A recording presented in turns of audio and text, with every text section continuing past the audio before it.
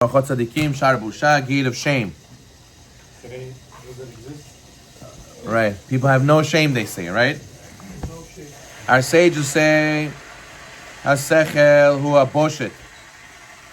The aboshet hu hasechel. What does that mean? Intellect is shame, and shame is intellect. What do we see in the Torah right away? And Adam and Chava, they got intellect by eating the fruit. What's the first thing they realized? That they were naked. So right away they felt shame. Shame is a sign of intellect. If you feel shameful of what you're doing, it means you're aware of what you're doing. If you feel no shame, that means you're not aware. You don't even know what you're doing. You have no intellect of what you're doing. Right? Modesty. Modesty. What's modesty? Modesty is a lady should feel like, I have to be covered up. I can't be revealed. And a lady who feels, it's okay, well, what? Show off. Who cares? It shows that they're missing the understanding of the intellect, the understanding of what it means to be covered up. People think covered up is, I have to be hidden. And the Torah wants us to only men to be successful, a woman to be in the sweatshops and behind the scenes, right? No, the Torah wants the woman to be known as great people, not as great objects, right? Because if you just reveal everything, people look at you as an object. The guy sees, you see this great horse? Look at that horse. Psh, beautiful horse. Wow. Psh. He said, no, that's not nothing. This horse, even better. You see this? It's a charosh piece of meat. Wow. Psh. It's a charosh steak. And no, this is nothing. You should go here. You see this one? Look at the marbling. Wow. Psh. Amazing. So Chas v'Shalom, people could do the same thing to ladies. Look at them as a piece of meat. Why? Because they present themselves only as beauty. The Torah says, no, cover it up. If someone wants to know you, they have to know you as a person. They have to know you as a personality. They have to know you as the great things you do, not just because of the way you look. Because men compare to dogs. And the Torah says, give the meat to the dogs, right? The terefa you give to the dogs, right? So the point is though that if you understand the meaning behind it, then you have the shame. If you don't understand the meaning, you don't understand what's the point of modesty. So therefore, the animals, Baalei Chaim, they don't have busha, especially the dog, right? The dog was one of the animals that was procreating in the ark, and he wasn't supposed to. So God cursed him that he procreates in public. He has no shame. He makes in public, number one, number two, and he has no shame, right? So he says that being the quality of wisdom so great, it needs its friend. Quality of wisdom always needs its friend. What's its friend? Busha. It's shame, right? People who lack knowledge, therefore lack shame. So you can tell who a person is right away. A guy acts borza. He doesn't. You know, even when you talk to somebody, right? He's your friend, right? So let's say you want to talk to him about why did he come late to shul, right? So there's two ways to do it. You say, listen, you slept well last night. Everything's okay. I wanted to know how you're doing, whatever. And then there's a guy who says, you slept good, huh? To Zaparo, you know? This kind of stuff, right? So this in a way, no, that's friendly. But I'm talking about a guy who you have no connection to, right? Yeah. So over there, you just have no shame to talk. You just met the guy a few minutes ago. How are you talking to him like that, right? So you have no shame, right? So a guy goes to another guy in shul. You know, this is my seat. What are you doing in my seat? He has no shame to talk to a new guest, just like he just came. He doesn't know anything. What do you want from him? No shame. It's a sign of lower intellect, much lower intellect. You could tell who the person is already from how he talks, from the way he conducts it. There's some people who don't want to bother anybody. They're ashamed to ask somebody for a favor. They don't want to bother anybody. I'd rather go upstairs 10 times myself than to bother somebody, right? And other people, давай, сделай кофе. Давай, принеси молоко. Rabbi, can you make coffee for me? It shows the level of the intellect of the person, right? He says, "Midat busha egeder gadol mechitzat barzel lifnei kol ha'averot."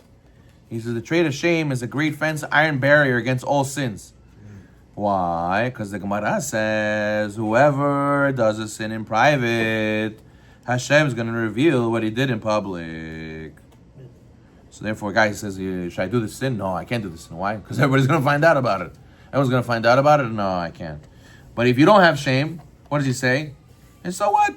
So what? Everybody's going to find about it. Everybody will forget about it the next day, and then we'll move on like nothing happened.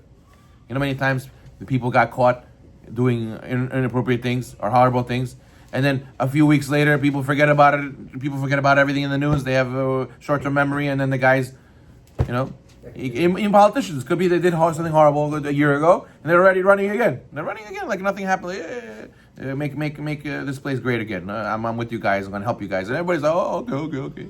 Right? And everybody just goes along with it. So he says, the highest form of shame is what? People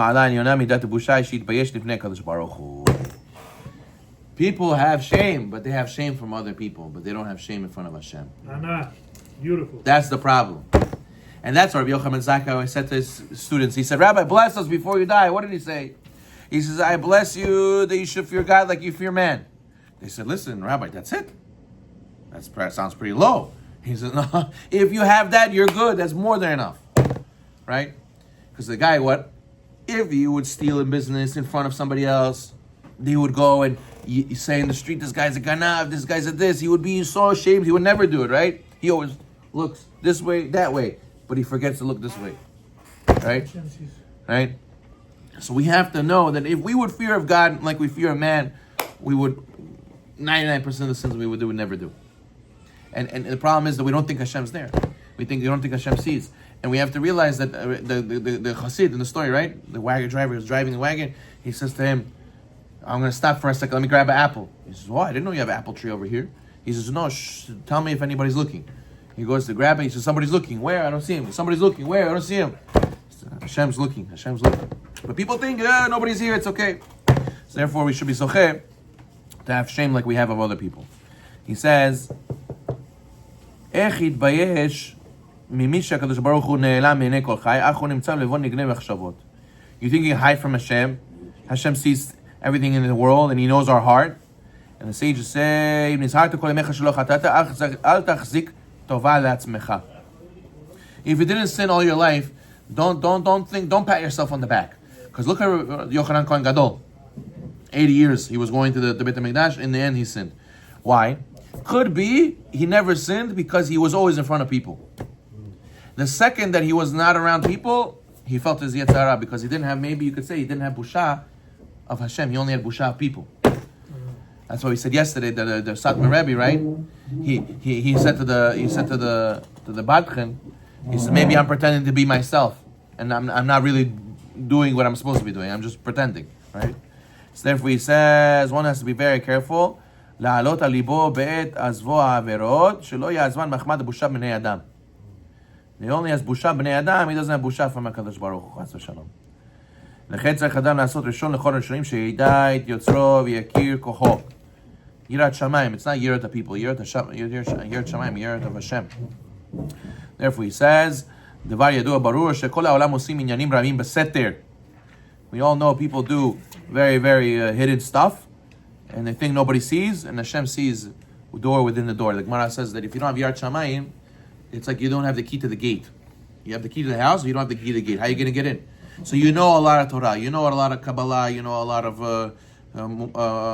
Parashah, you know a lot of Halakha, you know a lot of Gemara. But you don't have Yirat Shamayim. So how are you going to get into the house? You can't even open the gate. You're not going to keep nothing because you don't have Yirat Shamayim. And what do? Worse, you fear people, you don't fear Hashem. Hashem says, what do you mean? How can you fear them? If you fear them, so fear me. If you don't fear me, so why you fear them? That's why the Ganav who steals in public, he gets a less punishment than the guy who steals in private. The guy who steals in private gets caught, he has to pay 4 or 5 times. But the guy who steals in public, he just has to pay back what he stole. That's it. Why? Because this guy, he had busha from people and not from Hashem. Hashem says, Opa, you get punished more. The Ganav, okay, the Gazlan, he gets steals in public. Okay, he has no busha for nobody. Okay, that's wrong, but we got to fix that. But the guy, you have busha. You're embarrassed to steal in public. So have busha from Hashem. Why you have busha from Hashem? So you don't really believe it's true. You don't really believe the Torah is true. You don't have real emunah. You have almost there. You have halfway there. You're not fully there. Number 1, he says 4 levels of shame. He says a person who's ashamed to do a sin in public, but in private he steals. The next one is he's afraid to do sins even in private. But if nobody would find out, because he thinks the people will find out, if nobody will find out, so then he's okay doing it. Right? And number 3 is he thinks, how can I do this evil and be ashamed in front of Hashem? You think I could trick Hashem? Number 4 highest level is ashamed both in public and private, and he's ashamed before Hashem as he is before his neighbor. That's the Yosef Tzaddik, right? What did he see? He saw the vision of his father, and he didn't do the sin. We have to feel like that Hashem is always here. And imagine your father would be here, someone who you respect so much. Your grandfather would be here. He would look at you. It's not because your grandfather would beat you up. As your grandfather would look at you and be like, "Are you serious? This is what you do? This is what I raised you to do? This is what I brought you here to do? You're going to do this? You disappoint me like that?" That's how we have to feel when Hashem sees us. Baruch Adonai.